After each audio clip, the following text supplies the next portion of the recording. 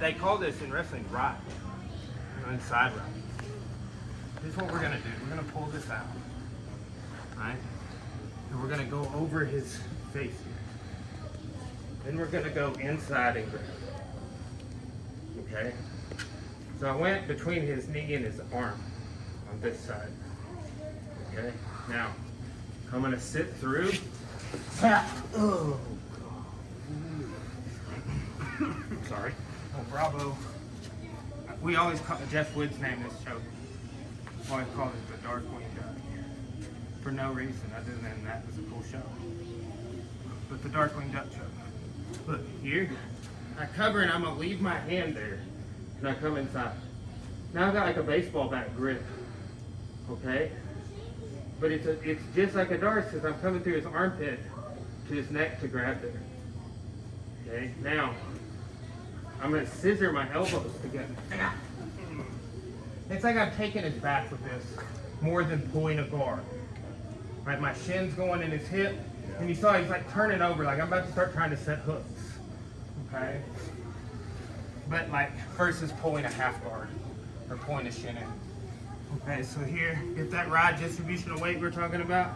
Wrap his head, stay heavy on his shoulders here. See how that turned into a back take? If you don't acquire your grip or you lose it. Okay? Yes, sir. He's not a paid actor. Alright, let's start, coach. Let's work on it 1, 2. Okay, so look, that last one was my lapel. This is gonna be his lapel. See this underhand over here? Right, I'm gonna pull this out, and like when you're pulling it out, if it's tucked in, go as far down towards the belt as you can. If it's tucked in, then pull it out. Okay? As you pull out, stretch it right here so I can pass it to this hand here. Okay? Now, a lot of times people will deny you this collar grip, not knowing that I can go in front and grab here. Okay? So from here, I can do different chokes, but if I will just essentially hug you like this, you'll get the tap. Here, pass it, okay? Then, all right, I'm just gonna start taking your back and hugging. Okay, so, boom, wrap here, okay? Look, I'm going in front. It's before we were going like that. Can still work, right? Same sort of idea as before, but here keeps the option open for hot choke, right? Like our double lapel choke we've been doing. Right, I'm here, okay?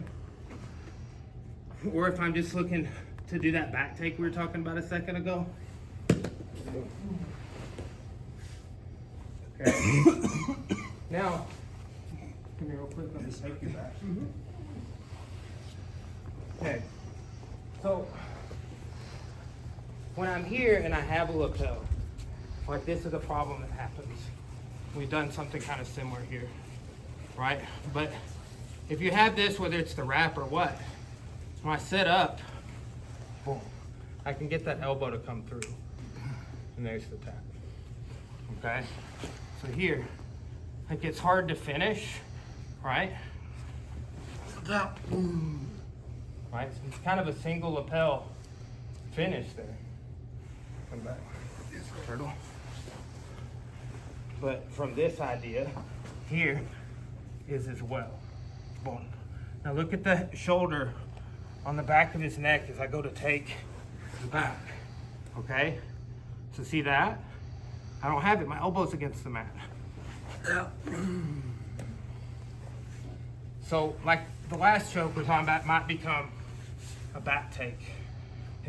You know, look, that choke we did earlier feels great for me, but I've been doing it forever. It's one of the first lapel chokes I ever learned, for some reason.